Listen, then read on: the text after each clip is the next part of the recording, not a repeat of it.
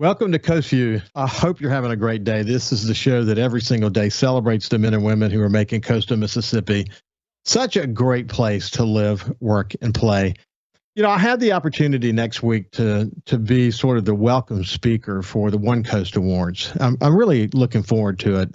I'm going to issue a bit of a challenge, but I'm excited about the One Coast Awards. It's something that I had the honor of starting when I was publisher of the Sun Herald back in 2002. I became publisher in 2001. We started the awards in 2002, and then of course along the way after I left, they sort of handed them off to the chambers along the coast, and they continue under the new banner of One Coast. And one of the things that I'm going to share, several lessons that I've learned from doing business in multiple states.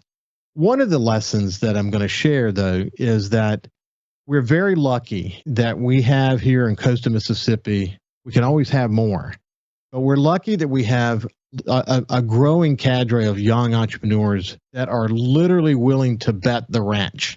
When I say that, I mean it seriously, that they're investing millions of dollars in coastal Mississippi.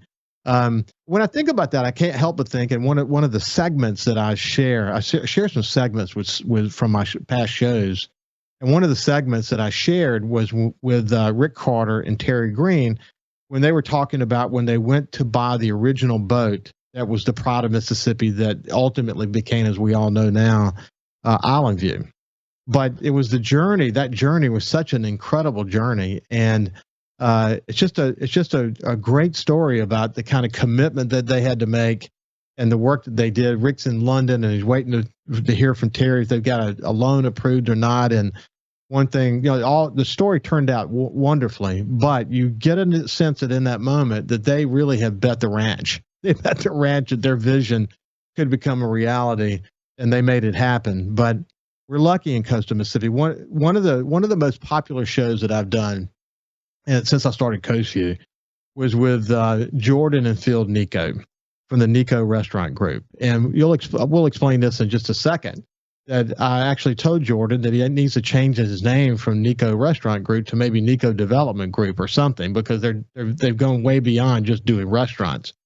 But they're betting the ranch in coastal Mississippi. And I had the show with Phil and Jordan. And then I had a show with Jordan where we could update on what's happening literally across the coast. And now I get the pleasure of welcoming his brother Phil to the table. And I should point out, Phil, when we did the original show, I think you were 24 and he's 30. So I guess you're 25 now and he's 31, if my math is right. Yes, but it's amazing you guys have accomplished so much in such a short period of time. But welcome to Coast Vue, my friend. Hey, thank you for having me, and looking forward to a good show. Yeah. So where are you sitting right now? I was sitting in the brand new restaurant here in Biloxi, right here, looking at the ocean view, and right between Mary Mahoney's and the Bow. We just opened here this Friday, so we've been cranking a little bit. We've been waiting for about 2 years to actually open this. We had a hurricane come through. The structure kind of messed up the building. We had to lift it up, build a new structure underneath, and then we finally did the finishing touches, and we're still doing a little bit of finishing touches, but we're open. We're going to talk about that journey somewhat. And, what's interesting from the people, you had the soft opening, and I've talked to some people, including my son, Jordan, who went there with his wife, Sierra. You're getting rave reviews. And what's cool about what you've done, first of all, and Bay St. Louis has been a proving ground for you as you built this brand, Phil's Steak and Oyster Bar. You've really been refining it. So when you decided, you thought about some other concepts that would happen here. Had some really cool ideas, for a matter of fact. And in the last show that you and your brother and I did together, you talked about that. But you decided to go with a tried and true brand that's really coming up really well in Bay St. Louis, the Phil's Steak and Oyster Bar. And you have no regrets at all about that. That gives you the chance to kind of be successful from day one, doesn't it? It's too late to regret it. I already got my name on the building. That is really exciting. So, let's take a step back for a second, because I do want to talk a little bit more about the journey on that particular historic building, et cetera. But I want to remind people a little bit about your journey. You have a cool story that includes some time that you spent with working at 11 Madison in New York City, which was really important to you, working with Chef Jose Garces.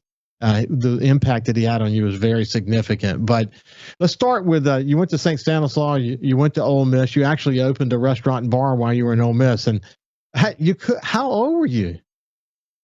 I was 19. I had a little bit of help from my brother. Obviously, he was sitting in Bacchus and Gulfport. I had managed those restaurants with my brother. We had Bacchus and Pastrana at that point too. And then kind of not bored, but I was just going through the rays, and I wanted to do something more. I was only taking around 16 to 18 hours, so I wanted to do something more. And so I said, why not? Let's do a restaurant right here on the square. There's no good Gulf seafood there, and so we created a Bacchus up there.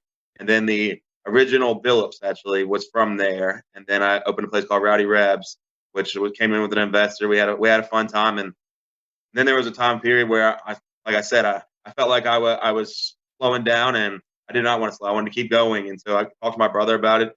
He sent me off to New York and culinary school, and then I worked at about 8 restaurants up there, and then I went over to Philadelphia with Jose Garces, and you go to Rooftop Tacos. That's kind of the concept there. I have a chef Rachel.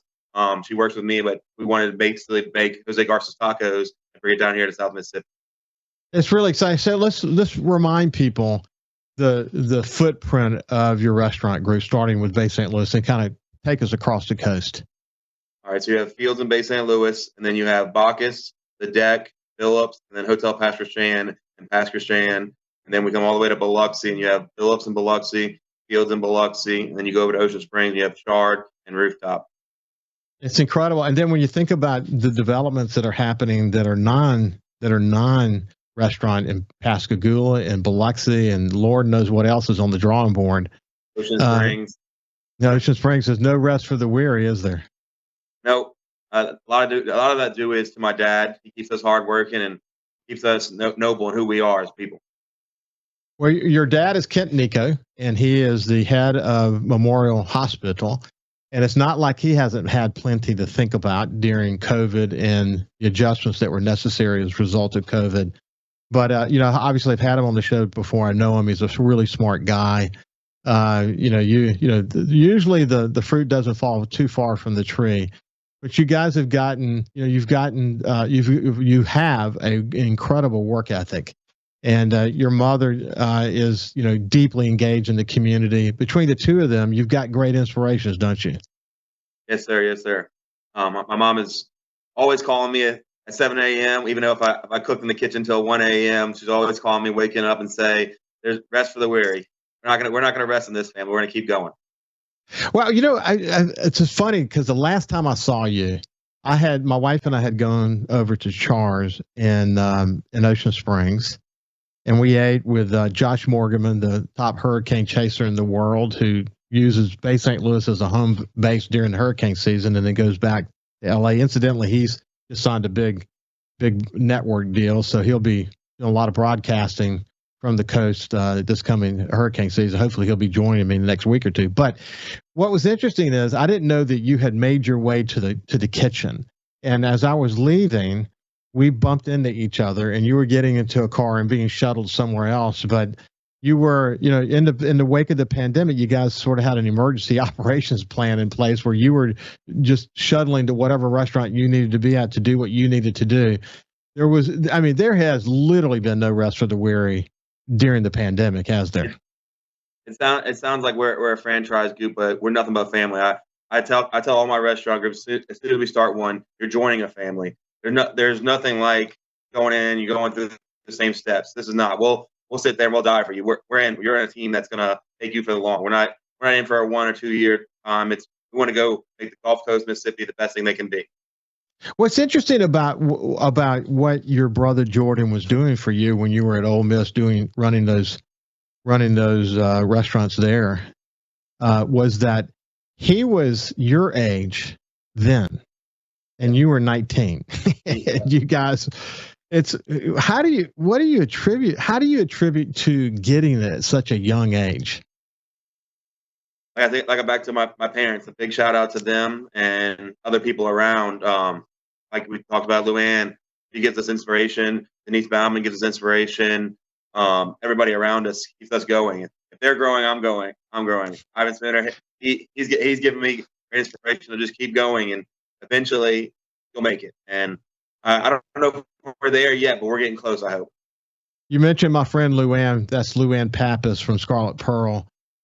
Just a fine woman. My wife Ann and I had dinner with her recently, and just great to connect and see someone who's pure at heart. And she's a friend. It's cool that she's your friend. I love her. I can bring her to a meal, or we can go to a restaurant.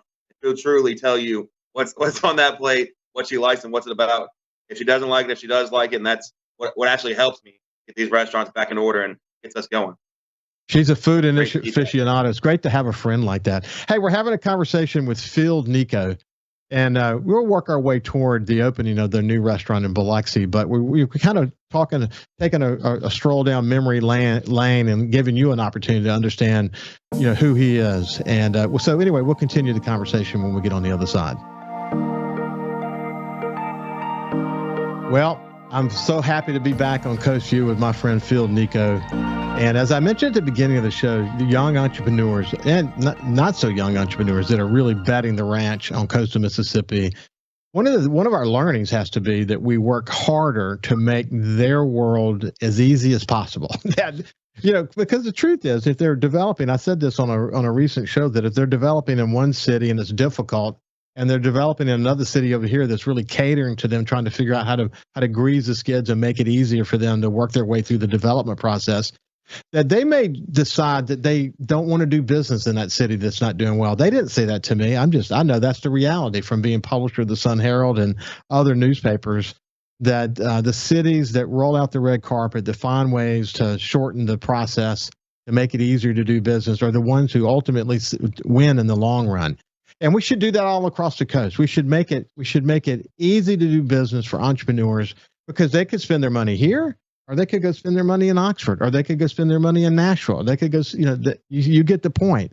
There's a lot of competition for capital funds these days. Anyway, we're coming back to Phil Nicaud, who just opened his new restaurant in Biloxi, Phil's Steak and Oyster Bar. That's where he's sitting as we speak. And we're going to talk a little bit more about the journey to build that restaurant, but I wanted to continue the conversation of what really influenced you as you were growing up. And I'm really struck by the fact that your brother, at the age of 25, thought it would be a great idea, after you had already gotten some pretty significant restaurant experience at the age of 19 in Oxford while you were going to school there, to send you to culinary school, and then ultimately the opportunity to work at 11 Madison. When you look back on your time in New York City, how has that helped you in what you're doing right now? Definitely took my level of pride to another level. And then it taught me these nifty tricks. Bohemian was actually one of the restaurants that Field Steak and Oyster Bar is kind of named after. That Wagyu butter that we cook our steaks in, we put on top of our steaks, comes to a restaurant called Bohemian on 57 Gray Jones in Soho, New York. Japanese chef. It taught me amazing things and taught me different ways of cooking. And then stepping into 11 Madison with Daniel Hume, the inspiration of 100 people working in a kitchen together and creating one dish, one little part of a dish, was crazy.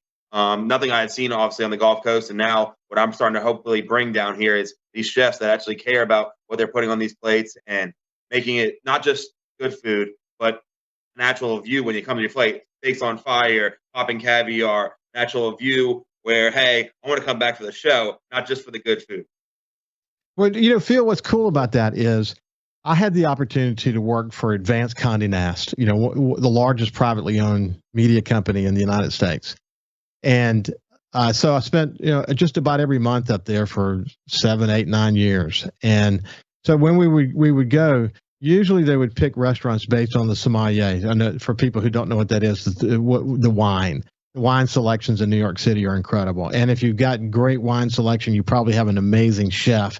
And of course, there's no restaurant we went to where my the people that I worked for hadn't been to the vineyard somewhere in the world, literally somewhere in the world, and they knew the vineyard and they had been there, and they know the chefs, and the chefs would always come out and eat and greet us. But man, there are some incredible restaurants in New York City, and when you experience what the best of the best can do, not only in terms of service but the presentation, their unique takes on it's something as simple as a steak. Really, you pointed that out just a second ago from the Bohemian experience that you had. But there's so many different ways to do that. It's such a creative thing. But once you do it well, people get a sense of what that is, don't they? I mean, it's like I may not necessarily be able to describe what a great wine is. I'm better at it than I used to be. But man, when I taste a great wine, I can tell you that's a good wine. But people have that same expectation about food now. Once you present it to them in this incredible high level, presentation, it's a way of separating yourself, isn't it? Yep, I meet with my chefs daily, and we don't talk about the food because these chefs they know how to cook good food. It's more of when the plate hits the table, the show that's happening. I say, don't go after the parents, go after the kids because they're always going to be the ones telling the parents where to eat. And so, yeah, when they create a show at the table, the kid or me is going to be like, wow, that's amazing. Or if you're going on a date, that's amazing. Give you topics to talk about. You're not just sitting there in blank stare. Well, yeah, hey, we should point out that you guys have a unique approach. In this particular case, you're there. You're there at your namesake restaurant. But you guys have an approach where you bring in, you spend a lot of time recruiting the best chefs you can get your hand on and giving them the responsibility to run the restaurant. Tell us a little bit more about that concept. So my concept is obviously we're a younger group. We look for younger chefs who have a creative element, and basically they weren't ever the head person, but we give them their own kitchen, their own space to work with. They work with me to get these jobs done. And usually it's a kid, not my age. I'm not calling myself a kid, but a kid my age, and we can work together as well as, I don't know, he would show me something, I would show him something, and it's not more of a look down, I'm the boss. It's more like, hey, teamwork makes the dream work. Yeah, that's such a cool approach, man. I like it. I've talked about this a lot on this show, but you think about the restaurant scene, certainly in Ocean Springs, but let's go to Bay St. Louis for a second because that's where you sort of develop your current concept that you're just opening in Biloxi. Go over there, and man, the evolution of the restaurant scene in Bay St. Louis, that's probably one of the reasons. I mean, I'm sure there are a list of other reasons why so many Louisianians want to move to Bay St. Louis, but it is dynamic. It's competitive. You got to be on your game there, don't you? Oh, it's definitely developing. When we got there 2 years ago to what it is now is great restaurants are popping up all around. The restaurants that were there making way better food, and it's more of a family. I mean, Japanese everywhere around us. We want to be with teamwork. It's not against a competition. It's more of, hey, let's work together to get this Mississippi Gulf Coast growing and bring more people in from Louisiana, from Texas, everywhere around us, to make this place a better place. I never will forget when I was in college in a marketing class. One of the studies we did was what happens when you have a McDonald's sitting alone, and then what happens when you have a Burger King sitting alone. But then what happens when you have a McDonald's and Burger King sitting next to each other? And I know that's a very highly simplified thing, response to what you just talked about. But the point that it made, same thing in the casino industry, that when casinos are together, they tend to complement one another when restaurants are near each other. See, my thought is people say, well, what's going to happen to Mary Mahoney's? Well, I think Mary Mahoney's is going to thrive. I think Fields is going to thrive. I think we're bringing downtown Biloxi something different and changing things up, but it's definitely working as a team and becoming one. And that's what we're inspiring for. We're a family-owned business, and we want to grow this city just as much as we want to grow the next one. Yeah, you got it. And then here, the Mahoney's family-owned business sitting next to you. Fofo Gillich and I, the mayor of Biloxi, and I talk about this, and he's on the show regularly. He's excited about the fact that you've got this. Because Biloxi, if you look at the economics of Biloxi, it's a little different than Bay St. Louis, obviously, because you have all these people that are coming into casinos, and then the casino, they're wanting to maybe find some things outside the casino that might be able to do. The notion of a walkable community in Biloxi, man, and one of the points that Jordan made to me the last time we talked was that there was a point where there was some land available in downtown Biloxi. I don't even know if there's land available in downtown Biloxi anymore with what's happening there with Joe Setz, the development there and all this stuff that's happening, Ground Zero Club, the walkability. It's incredible, isn't it? Yeah. And that when I like to look at the credit card receipts, our first week, more than 40% of our guests were from out of towners, and the walking traffic is starting to pick up here. There's just people walking by, and they obviously, this is a historical building. They obviously see it from the outside, and they come in, and they're amazed. And that's one thing. I mean, I love about Mary Mahoney's down here, and what we're creating Josette's into that Billups over there. It's crazy because they walk around, and they don't have, and Pasco Sham is so divided, but we're trying to make it a walk around traffic. And Bay St. Louis, I mean, it's already there, just like Ocean Springs. And we know what's going to happen. And at the end of the day, when you think about the feeder, I say like it's like this artery feeder of people that's coming into the casinos, that combined with this whole live, work, play thing, people want to live, work, and play in a similar area with the evolving restaurants and mixed use facilities. Ivan Spinner's doing his development. You guys have done your development there. The amount of housing that's going to increase in downtown area. It's incredible, really. It's you go look for. I have chefs coming in. I'm going to look for their apartments, and you can't find any right now. And that's something. I mean, it's a really an incredible thing. It's something we talked a lot about after Katrina. We talked a lot about this whole notion of mixed use, because what had happened is the downtown areas with something. I mean, obviously this was not entirely the case of Ocean Springs, because Ocean Springs just took a great spot that they were at after Katrina, and they built on it. Bay St. Louis had the feel of this small town community already, but as we know, they were kind of wiped off the face of the earth in a lot of ways and had to rebuild it. But that spirit was there. This notion that we had to kind of fight against people wanting to live in the rural areas and then wanting to drive to work, but that's all changing now. Young people today, they want it all. Hey, listen, when we come back, we'll pick it up from right there. I'll let you respond to that. I know that this is really important to you and your brother as you guys continue to do development. You want people to live downtown, bring life to downtown. When we come back, we'll continue our conversation with Field Nicaud. You know, one of the things that I've talked about a lot, we're having a conversation with Field Nicaud about his new restaurant that just opened up in downtown Biloxi. But one of the things I talk about is that every community fights this gravity toward protecting the status quo. Sometimes, planning commissions are set up to protect the status quo. And sometimes, mayors are elected to protect the status quo. But one of the points that I've always made, Field, is that if we don't fight that, if we don't fight that tendency, and every community in America has that tendency, that if we're not really focused on trying to push up against mediocrity and try to raise the bar, I mean, really, I'll be honest with you, that our competitors in other markets hope that we will stay, focused on protecting the status quo, because as long as we protect the status quo, we'll continue to have brain drain. As long as we protect the status quo, we'll have people who live in the rural communities and not wanting to move in. The truth is we're seeing a change in all that. And one of the points that I'm going to make next week at the One Coast Awards is that there is literally no trajectory in mediocrity. I mean, in order to win, you have to have trajectory. And so that's an important point. The other thing is that we have to fight complacency. Again, our competitors hope that we will be complacent. What I like about what the Nicaud Restaurant Group is doing, and Jordan really emphasized this the last time we talked, was that he thinks about the kind of things that the friends that you guys have, and what would force them to have to leave. Friends you might have gone to Stanislaus with or to Ole Miss with, and why do they leave? Why do they have to leave? What can we do? What's missing in the communities that might make young people say, you know what, I can actually work remotely now. I want to live in downtown Biloxi, but what's missing? And you guys are really focused on that, aren't you?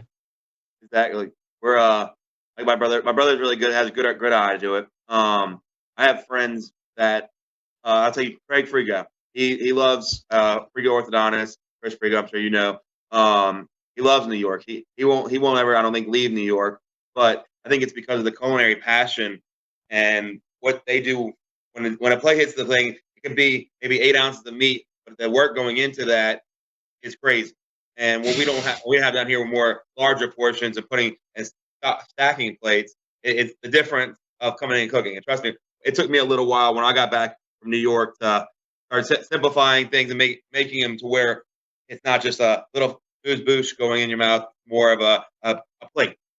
An experience. And you know what I think too, just to kind of add to what you just said, is that with programs like Top Chef and other competitive chef programs, because it's been this plethora of different programs that have emerged, that people are having a much more better appreciation for what it takes to run a restaurant now, and what constitutes a good restaurant versus a really great restaurant. You hear that too, don't you? Oh yeah, definitely. My mom keeps me updated on that every day.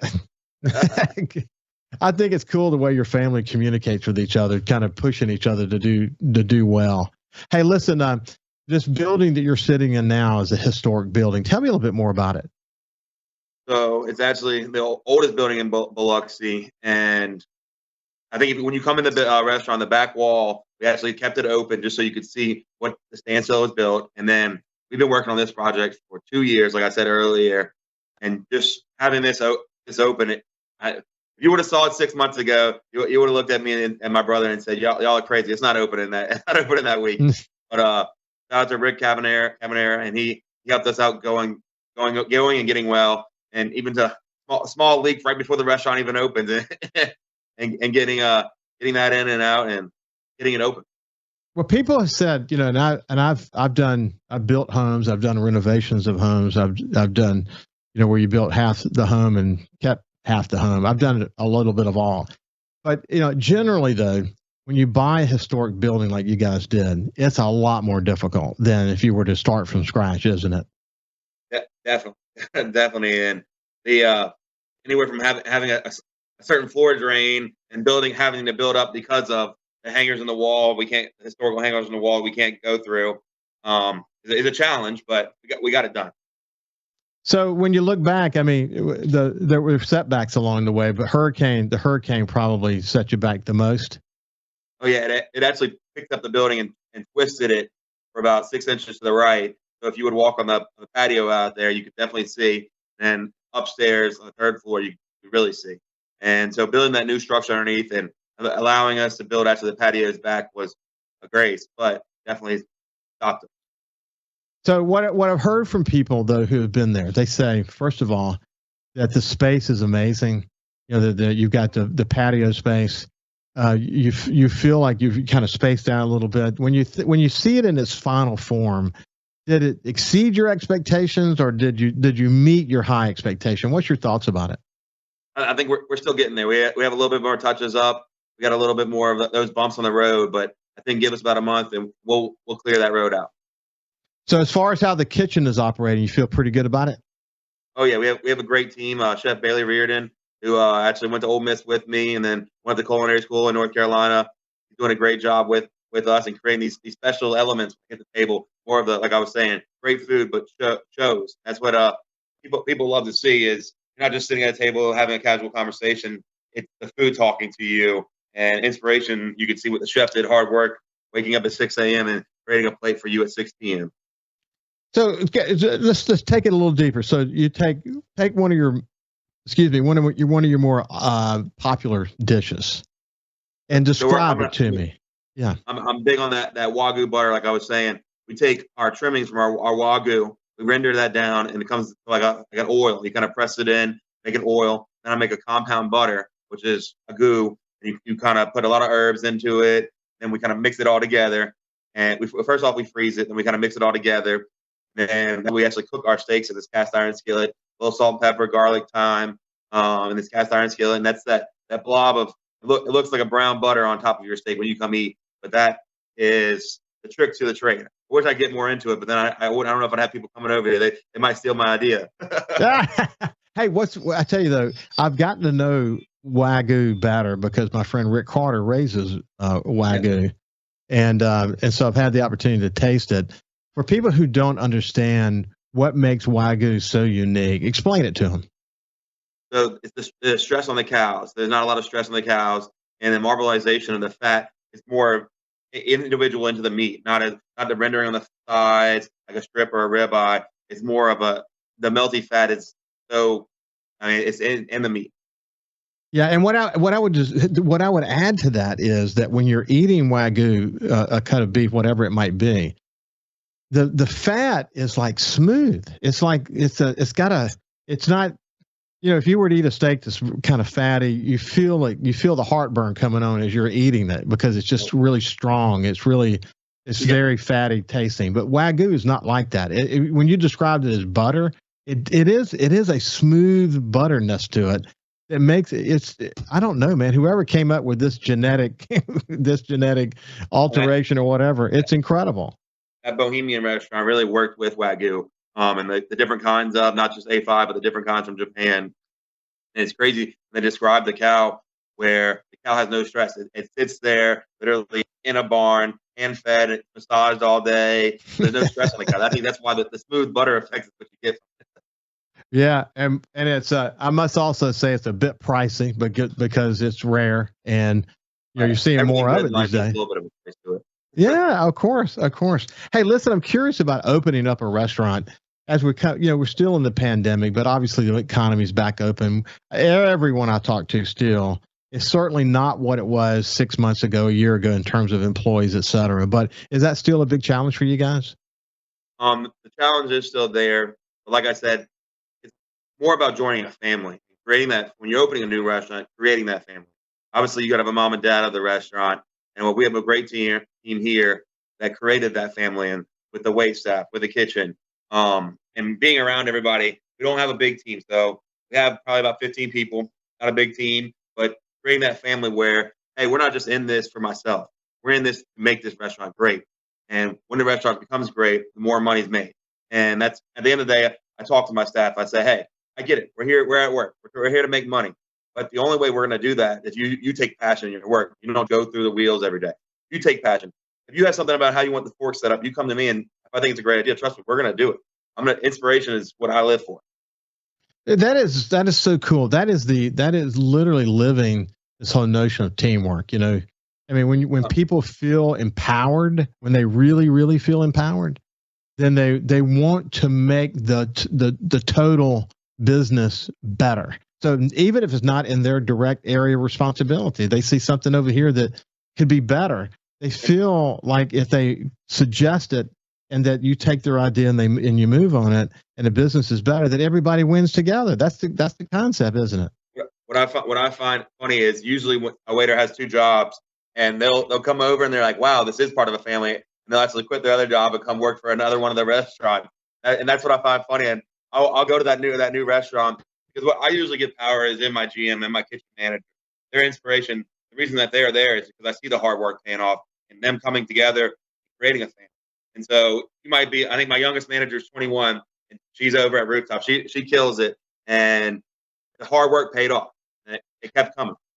It's great to see that. We're talking to Phil Nicaud. When we come back, we'll have the final segment together. We'll see you after this break. So, welcome back to Coast Vue. And when was the last time I said I love Coast Vue? I think probably yesterday, but I do. I love the show because it is an opportunity. I get inspiration from the show. And if I get inspiration, I know you get inspiration too.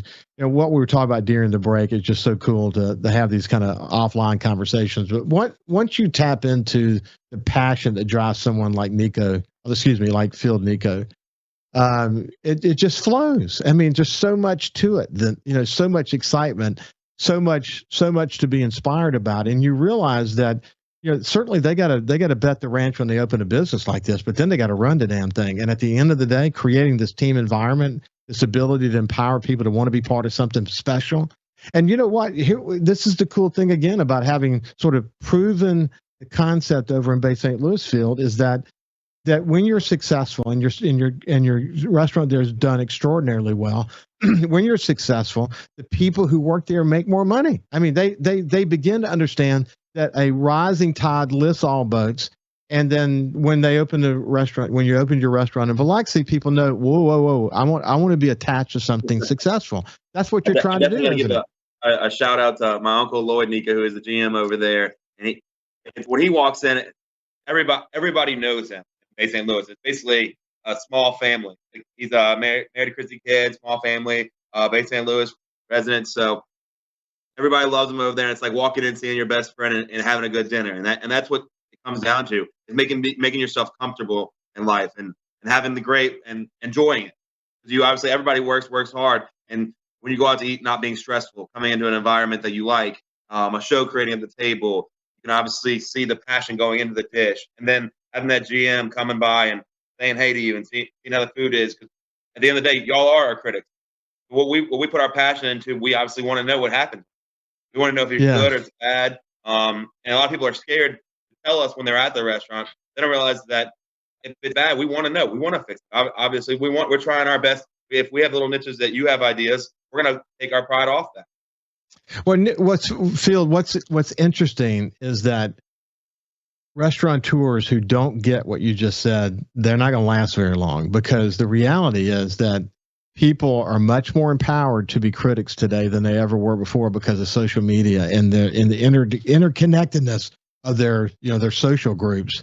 And the reality is, if you're willing to respond to whatever that is, it's going to make you a better restaurant. And when you do, even if they might have been disappointed by some aspect of the experience, as long as you respond to it, most people, you can't please everybody. And I tell you, I was in the business where, newspaper business where, I mean, sometimes the people you could never please are the ones that took the most amount of time, but you have to spend your energy doing it. It pays off when you take that approach, doesn't it? And obviously you can't help everybody's situation, and you go against other people, you go with people. What I pride myself is when I go in and I talk to my GMs, I talk to my kitchen managers, they get mad because somebody tells them, hey, this is how it's supposed to be happening. And I understand how it's supposed to happen. But when the dish comes to the table, if they want to put big lumps of crab meat on top of my special pasta, if they're willing to mess up the dish that I created and they want to add to it, hey, let's do it. That's the thing that kind of drives me crazy, because I'm a real health nut. So I'll order maybe a piece of fish or a piece of meat, and then I'll want this over on the side, and then somebody will say, we can't do that. and trust me, I see as a chef the passion going into the dish and getting messed up. I understand their feel, but on the other side, y'all are our customers. We want to take care of y'all. We want y'all to become part of our family. We obviously don't want you to go eat other places, but we want you to come eat at our restaurants. So if we can help you, we're here to serve you. Hey, so Phil, you mentioned a minute ago about your mom calling you at 7 a.m, even if you work till 1 at night. But tell me about the crazy hours when you're opening a new restaurant. I mean, you basically live here all week, or last week, me and Bill Yockey, our GM, Chet Lunkins, he basically lived here. We were here at 6 a.m. to about probably 1 a.m., just the little niches that you could think of. Sometimes we were just blankly staring at each other. Yeah, but like I said, it'll pop in your head. Little things from, hey, is this rose gold silverware gonna stain, or should we change it out and throw it all out? And kind of, I don't know, trying the dishes, creating that team. Like I said, just those little aspects all link up to becoming one big, hopefully good restaurant. Well, look, here's something I want to say to you. I've had the opportunity. I spent, I was publisher in New Orleans and Mobile here on the coast, and had responsibilities beyond that. And as I mentioned, I spent a lot of time in New York City. I've seen the best of them, and I've seen some that probably were disasters in the making. But the key to success, I don't care what you do, it's in constant improvement. It's in realizing that there's no way you can ever know it all. And part of the journey, part of what makes the journey exciting actually is the fact that you realize you don't know it all, and it makes you thirsty to want to know more. And that's what you're doing, isn't it? Definitely a crazy aspect of hiring these chefs and them coming in, and you wanted them to do it one way, and then they're wanting to do it another way, and kind of coming to that medium and not realizing, hey, you don't know it all, is definitely an aspect of my life that as I get older, it's growing on me. And I'm not always the right one, and they're always sometimes right. And so letting down your guard and becoming that family, like I said, is basically what I want to create. I'm in for y'all's inspiration. I'm in for my inspiration. Becoming one. Hopefully it's a great restaurant. Well, you're in your early 20s and you're figuring that out. I know people in their 50s that still haven't figured that out. So power to you. It's going to be great to watch you guys. Hey, congratulations to you, my friend. Thanks for spending some time with me this morning. Thank you. It's been a pleasure. This has been Phil Nicaud from Nicaud Restaurant Group, and we will see you tomorrow.